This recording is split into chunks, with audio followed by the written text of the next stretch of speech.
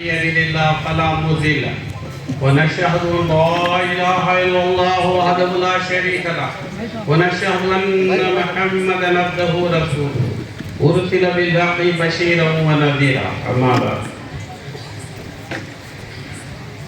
बशीरा व नज़ीरा या रसूलल्लाह जो तुम्हारी बात सुनता उसे खुशखबरी दो, जो तुम्हारी बात की इनकार करता नज़ीरा दर्दनाक अज़ाब से डराओ। अल्लाह फरमाता है अनंत करुणामयुडु अपार कृपाशीलुडु अमित दयगलिगिन वाडु सर्वलोक सृष्टिकर्త अल्लाह ఈ దినం మనకు ఒక గొప్ప బహుమానం ఇవ్వదచ్చాడు. వమా అర్సల్నాక ఇల్లా రహ్మతుల్ లిల్ ఆలమీన్. ఓ ప్రవక్త, నీకు మేము ప్రపంచ కారుణ్యమూర్తిగా తయారు చేసి పంపాము.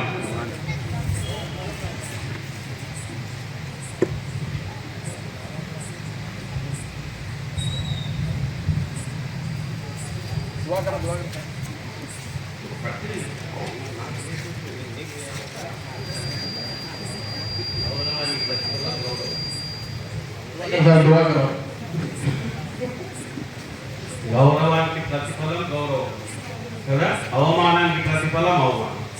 అయితే ఇక్కడ సూఫీలో ఏమవుతుందంటే అవమానానికి ఎవడన్నా మనం తిట్టే మన గురువులు చెప్తారు, వాడు మన మీద మేలు చేశాడు రా అంటారు. ఎందుకంటే వాని తిట్ల వల్ల మన యొక్క దర్జాలు అల్లాహ్ దగ్గర ఎక్కువ దర్జాలు పొందుతుంది. మన జీవితం, మన ఆత్మ మీద దాని ప్రభావం చూపిస్తుంది అంటారు.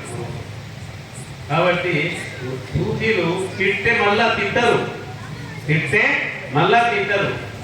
బాజీ ముస్తామీ రసూలుల్లాహ్ అనే ఒక వలియల్లా గారు వాళ్ళ శిష్యులు వస్తారు, గురువు గారు మిమ్మల్ని పక్క వీధిలో తిడుతున్నాడు, మేము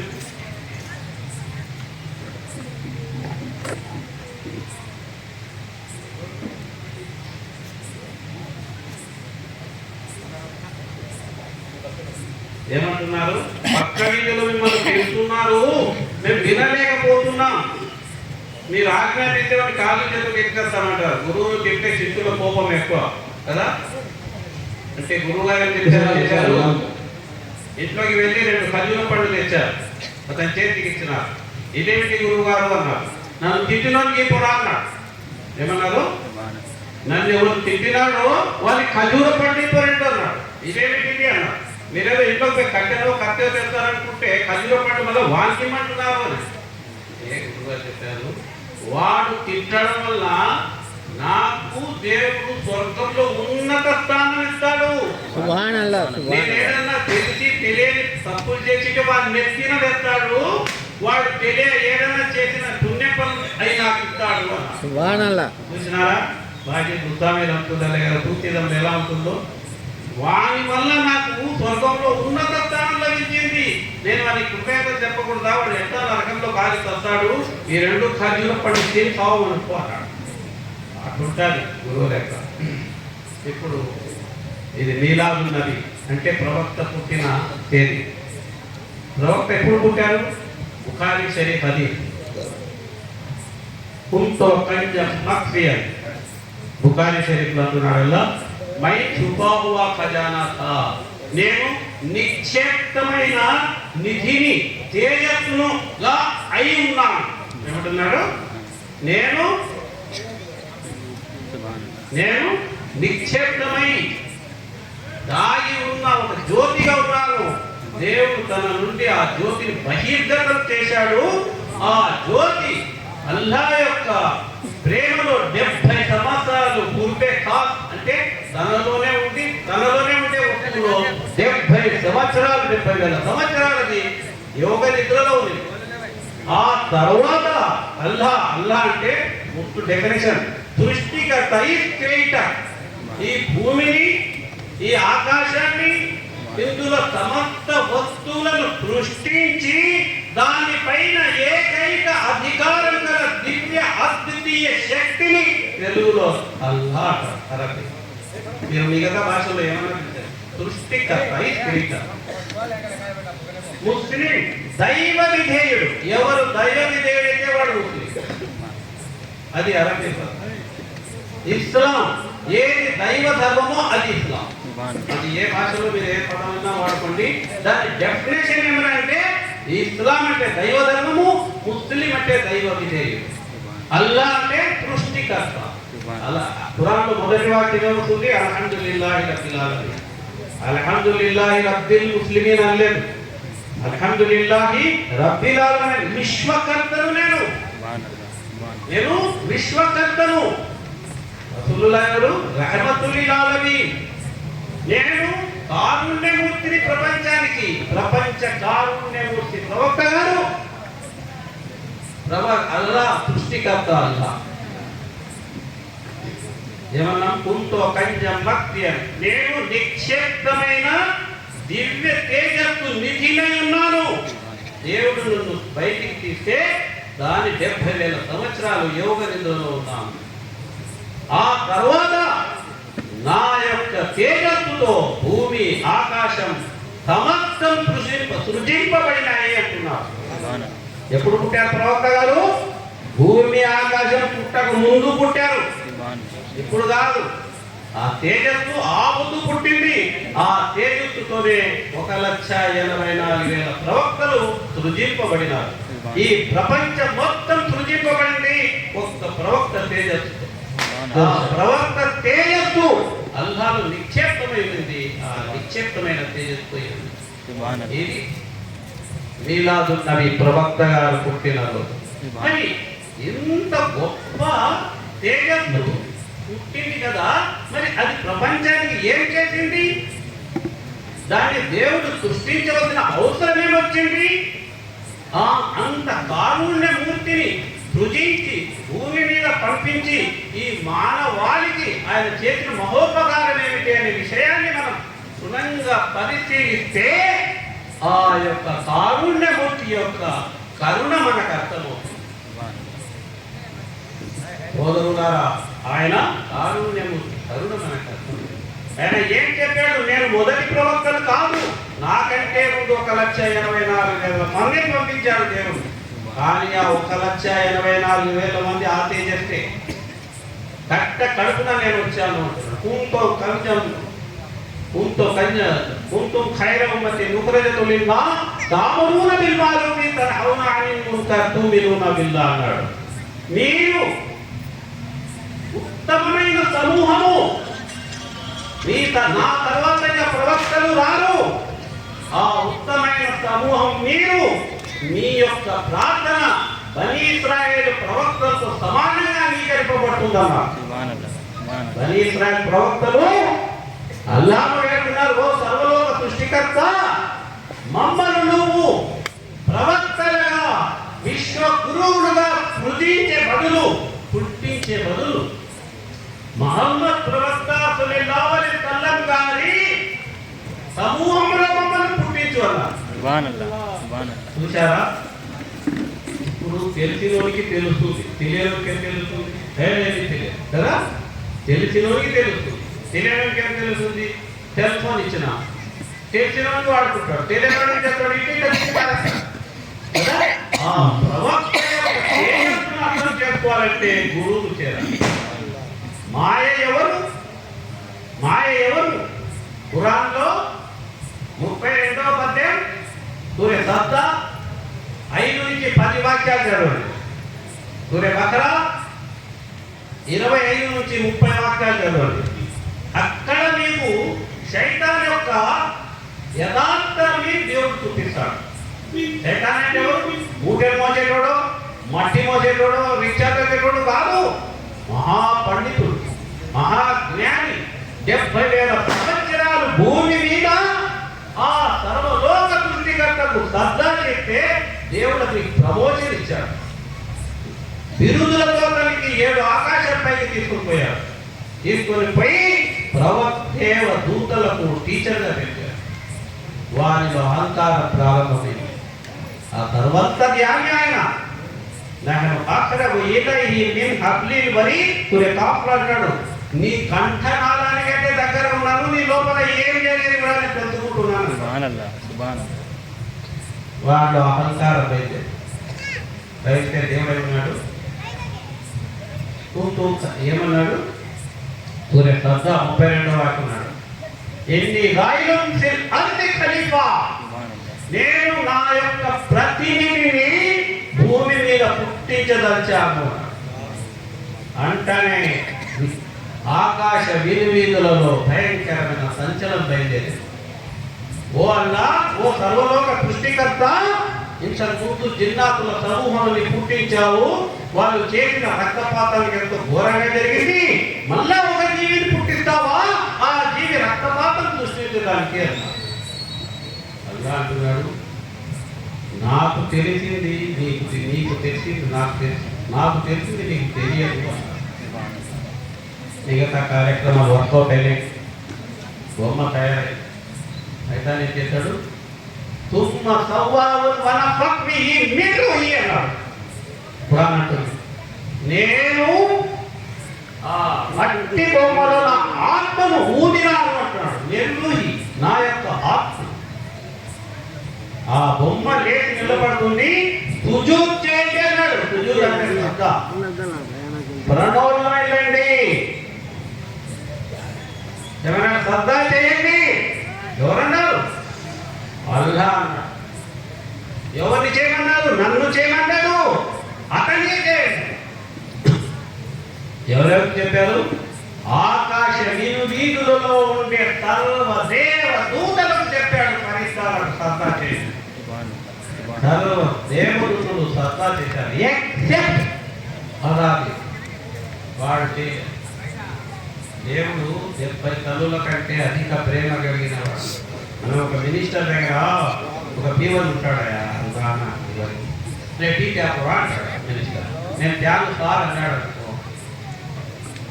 ఏమంటాడు? రిక్వెస్ట్ చేస్తాడా? గెట్ అవుట్ ఫ్రమ్ హియర్ అంటాడు. లేదంటే పక్కనే సెక్యూరిటీ గార్డ్ కొట్టుకుంటా తీసుకుంటారు బయటికి. పక్కనే ఎమ్మెల్యే ఉంటాడు, పరిగెత్తపోయి చెప్తాడు, నేను చెప్తాను సార్ మినిస్టర్ కదా, కూతురు సేవ చేయడం తీసుకొస్తాడు కదా.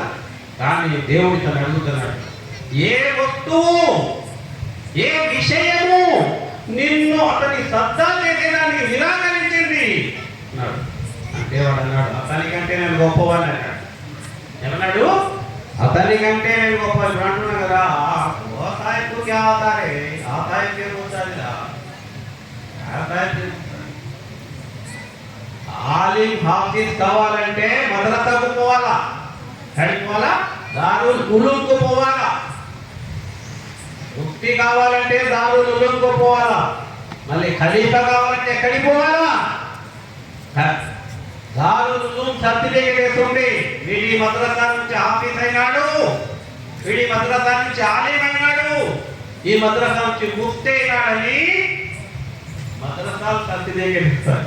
మళ్ళీ ఖలీఫాలకు ఎవరు ఇస్తారు సర్టిఫికేట్? అల్లా ఇస్తాడు. హిజ్రా చదివారా? హిజ్రా ఎక్కడి నుంచి వచ్చింది? సూర్య 48వ పద్యం 10వ వాక్యం, యదుల్లాహి ఫౌక ఐదీహిం. యదు అంటే చెయ్యి అరబిలో, ఫౌక ఐదీహిం. ఓ ప్రవక్త, ఎవరైతే నీ చెయ్యి మీద చెయ్యి పెట్టి ప్రమాణం చేస్తారో వారి చెయ్యి మీద నా అభయహస్తం ఉందన్నాడు. సుబ్హానల్లాహ్, సుబ్హానల్లాహ్. ప్రతి జమాత్ చెప్తుంది 72 రకాల జమాతులు ఉంటాయి, ఒక్క జమాత్ లెక్కాచారం లేకుండా స్వర్గం కాకపోతుంది. ప్రతి జమాత్ అంటే నేనే. కానీ 72 జమాతుల దగ్గర దేవుని అభయహస్తం లేదు. ఏం లేదు? అభయహస్తం లేదు. ఒక్క సున్ని జమాత్ దగ్గరనే అభయహస్తం. కాబట్టి ఎవడైనా శిష్యుడు స్వర్గానికి పోతావురా అంటే పోతానన్నారా? దేవుడు చదివిస్తే పోతాను. ఎందుకు చదివిస్తాడు? యామని విస్తాల జరుగుతుంది ఖైరియరా, యామని విస్తాల జరుగుతుంది శరీరా. నీ రాయి గింజ పుణ్యం, నీ రాయి గింజ పాపం తూగం వేస్తానన్న. తూగం వేస్తే పోతాడా? 2 గ్లాసులు నీళ్ళని లెక్కాచారం చేసుకోలేదు. కానీ ఖురాన్లో సూరే జుమ్మాలో ఒక ఆయత వస్తుంది, వదకురుల్లాహ కతీరన్ లఅల్లకుం తుఫ్లిహూన్. నీవు కృతార్థుని కావాలనుకున్నావా? స్వర్గవాసిని కావాలనుకుంటున్నావా? దైవ నామాన్ని అధికంగా జపించుకుంటున్నాడు. కాబట్టి ఆ దేవుని నామాన్ని అధికంగా జపించే శక్తి ఎవరిస్తారు? గురువు ఇస్తాడు. ధ్యానం అంటే ఏమిటి? 3 వస్తువులు ఉంటాయి అక్కడ. ఒకటి నేను, 2 నా శబ్దం, 3 నా శబ్దాన్ని తీసుకునే వ్యక్తి ఉంటాడు. ఇప్పుడు దశగిరి స్వామి అన్నా, నేనున్నాను, నా శబ్దాన్ని తీసుకుంటే దశగిరి స్వామి ఉన్నాడు. మధ్యలో శబ్దం ఉంది. అదే విధంగా అల్లా అన్నాను, సుభాన్ అల్లా అన్నాను. సుభాన్ అల్లా అంటే నేను నా శబ్దం, నా శబ్దాన్ని తీసుకునే దేవుడు ఉన్నాడు. దేవుడు ఎక్కడ ఉన్నాడు? సూర్య హదీస్ ఆయత నంబర్ 4. బహుమాకుం అయినా మాకుంటు, నువ్వు ఎక్కడ ఉన్నావో అక్కడే ఉన్నాడు. దేవుడు ఎక్కడో లేడు. రాజా గరీబ్ నమాజ్ ఇందర్ వలి అతాయ్ రసూల్, ఆయన మామూలు వ్యక్తి కాదు. ఆలిం, హాఫీజ్, ముఫ్తీ ఆజం. ఆ కాలంలో తాష్కండ్, బుఖారా 800 సంవత్సరాల కిందట పెద్ద మత విద్యాలయాలు, అరబ్బీ విద్యాలయాలు. అప్పటికి ఆయన మీద సందేహం వచ్చింది. మాకు మైనా మాకు, నువ్వు ఎక్కడ ఉన్నావో దేవుడు అక్కడనే ఉన్నాడు. గురువుని అడిగారు, గురువు గారు ఏమిటి ఉంది కదా అన్నాడు. ఉంది కదా దాంట్లో అన్నాడు. అదే దాంట్లో ఉన్నాయా, నాకు ఎలాబరేట్ చేయి, దాన్ని వివరించి అన్నాడు. ఆయన అన్నాడు, ముందుకు పోవాలి. ఏమన్నాడు? పురాణంలో ఏముంటుంది చదివిస్తాను నేను, నువ్వు ముందుకు పోవాలి. అప్పుడు ఆయన బుఖారా వదిలి, తాష్కండ్ బుఖారా వదిలి ఇరాక్ పోయాడు. ఉస్మాన్ హారూనీ రహమతుల్లాహి దగ్గరికి పోయాడు. ఉస్మాన్ హారూనీ రహమతుల్లాహి అన్నారు, ఆ చెప్పులాగా కూర్చోబడ్డాడు. 20 ఏళ్ళు కూర్చున్నాడు. 1 రోజు 2 రోజులు కాదు, 20 సంవత్సరాల తర్వాత తనకి అర్థమైంది. నోటిలో వాక్కు తెలిసింది, చెప్తే జరుగుతుంది.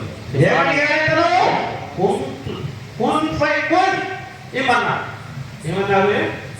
ఏది చెప్తే జరగాల అంటే ఆయన అన్నాడు, ఇక్కడ ఇవ్వాలి ఆవరిస్తారన్నాడు, లేదు ఇక్కడ కావాలన్నాడు.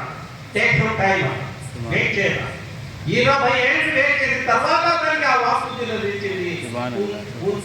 అయిపో అంటే అయిపోతుంది. కాబట్టి అటువంటి శిష్యుడు మహాప్రవక్తలు ఎలాంటి శిష్యుల్లో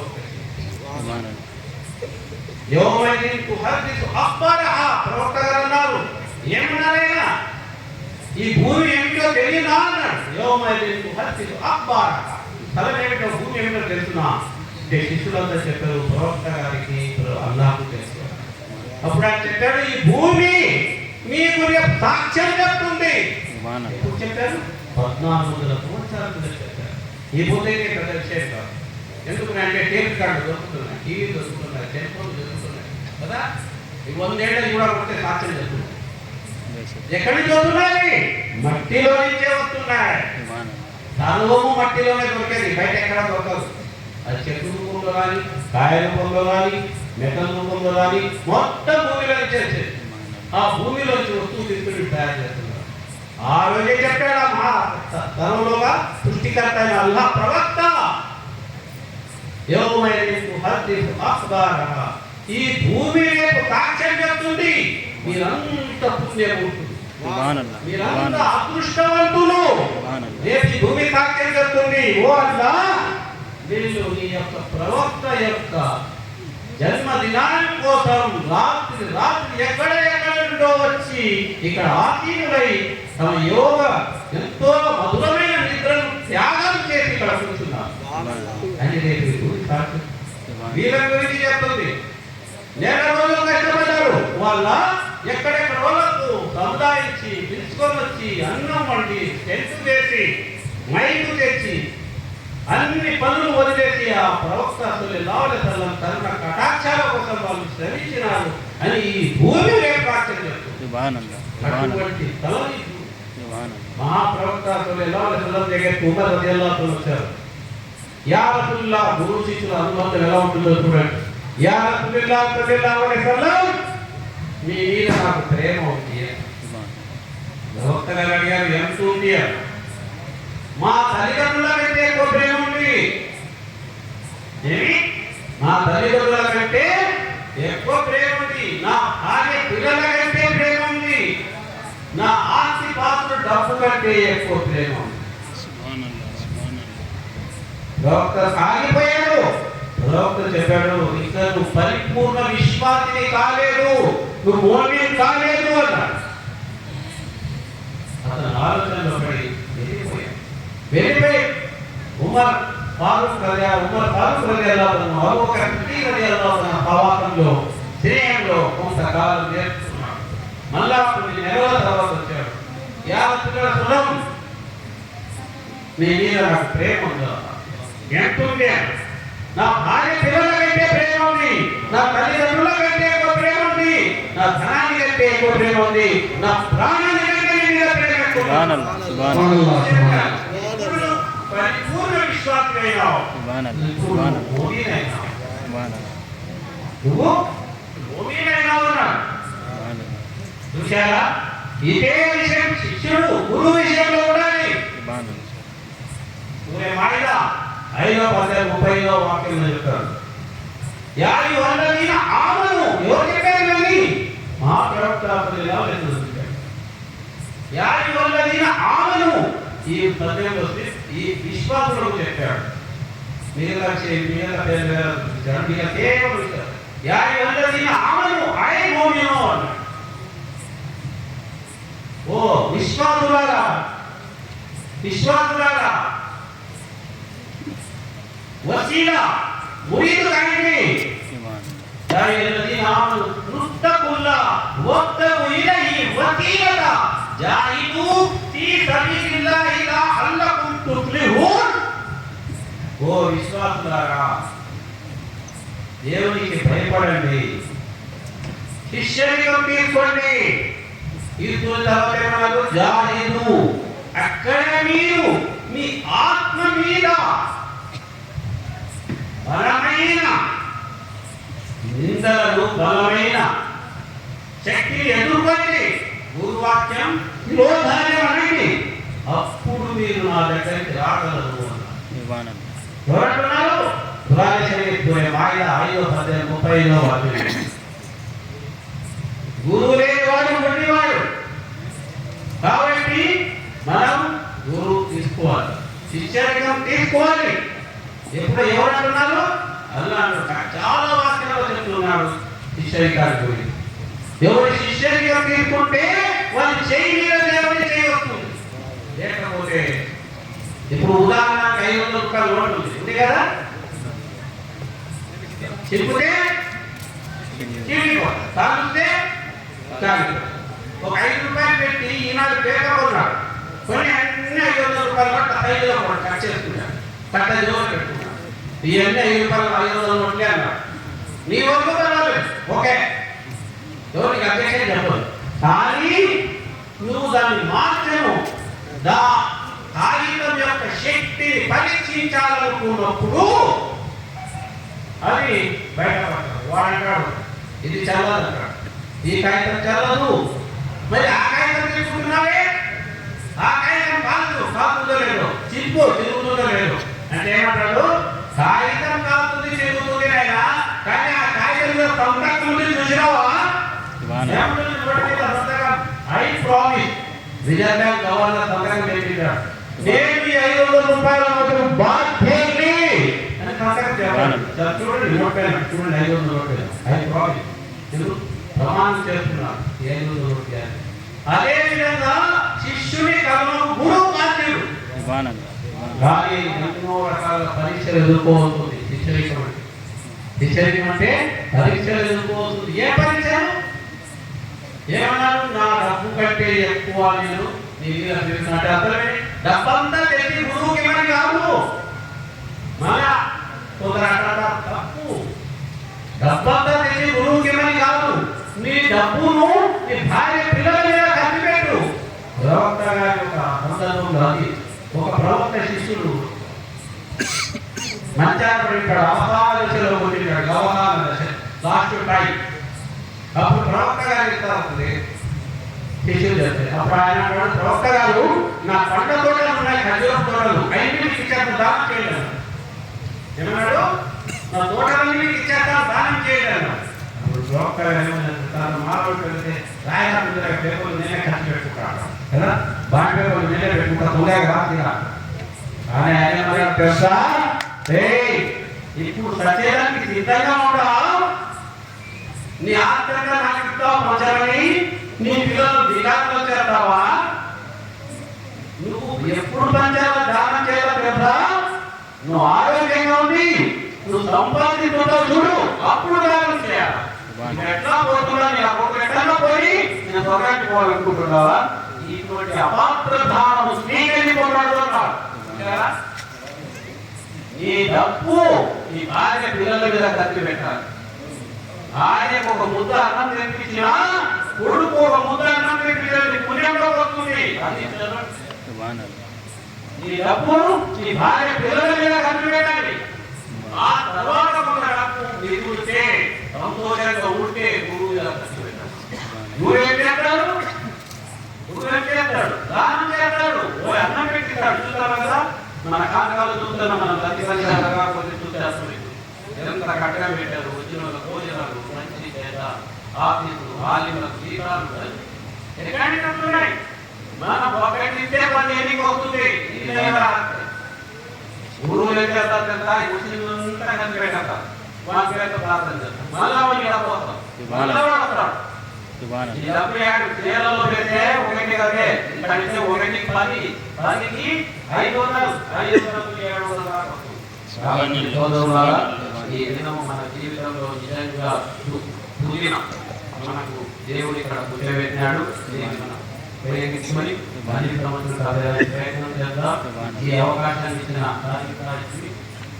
సభను ఆశీనులైన గురువులకు నా యొక్క సలాములు కాబట్టి మనమంతా ఇప్పుడు వినే విషయాలు ఈ చేసుకుని ఏదైనా డౌట్ వస్తే ఏ డౌట్ వచ్చినా 72 పేగలు ఇస్తాయి ఒక ఈయన చేయగలుగుతాడు ఒక ఈయన చేయగలుగుతాడు ఇంకో 2 చేతులు చిరిగిపడతాడు చూసినారా బాబా మధ్యలో ఉగాదులు పోయినప్పుడు చూసిన ఒక ఒకటి నందికొట్టులో ఉపయాలకు పోయినాయి నందికొట్టులో ఉపయాలకు పోయినాయి అక్కడ వాళ్ళు కొద్దిగా ఇదిగా ఉన్నారు ఉద్యోగాలు చెప్పినారు వచ్చే ఒక ఫైట్ చెప్పినారు ఆ ఫైట్ నిలబడి కావచ్చు తీసుకొని పోతాము సరే అక్కడ నిలబడినాను ఎదురుగా పెట్టి వస్తాం యువకులు ఇస్తున్నారు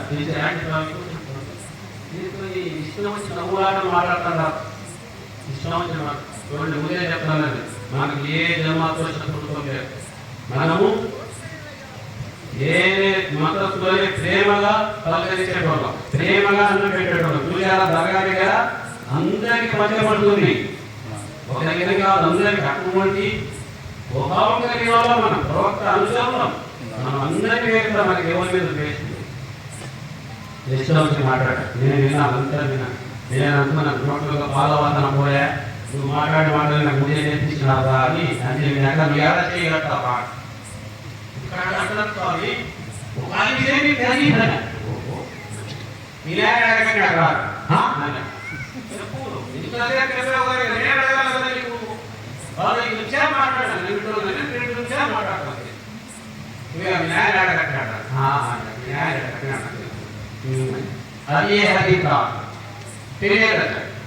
తల్లిదండ్రుల విశ్వాసఘాతంగా నీ తండ్రి ఎలా చేయగలిగిన మాత్రమే తెలియదు ఆ వ్యధోని అడగలేకపోయావా ఇదే హరిద్రాన్ని